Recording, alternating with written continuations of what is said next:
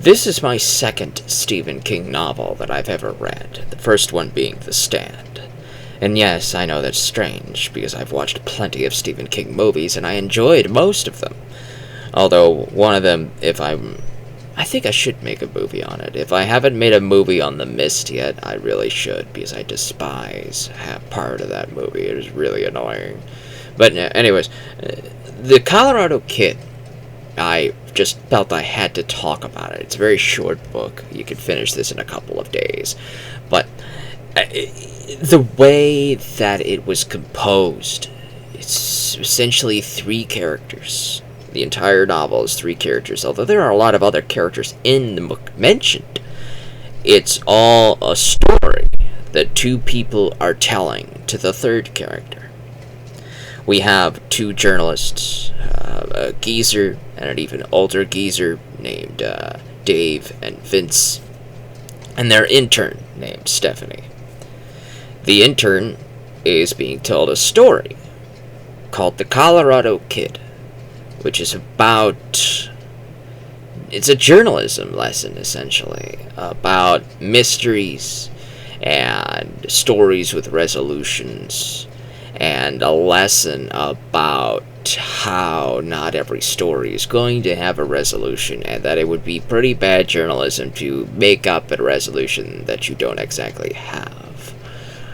This mystery is unsolved. The case of the Colorado Kid remains unsolved. They spent 25 years of their lives scrapping together what little information they could get based off on every possible avenue that they decided to explore. But there was no resolution that they could find. In the back of the book, you'll find a little excerpt written by King himself explaining the origins for wanting to write this story. It's a newspaper article that he found about a similar case, also unresolved, and that inspired this story. I enjoyed The Colorado Kid. I didn't think I would. The first couple of chapters opened with a bunch of people just talking about nothing. And I think that was more my fault than the actual story itself. I was not seeing what was being said. I was just hearing it. And oftentimes, I find that these mundane conversations, I tune them out. Because I'm used to that. I tune out conversations all the time. In the waking world, I go out. People are talking to each other. I just learned to tune that out. Because oftentimes it's about a lot of stuff that doesn't concern me or something that I'm not interested in, so I tune it out. And oftentimes when we have characters in a book talking about those types of conversations, I suddenly get shocked. I'm shocked at how well Stephen King can create characters who could talk for an entire novel. Practically, this entire novel is a conversation between three people. This entire novel is a conversation between three people. That's insane. That's insane. You could write dialogue like that.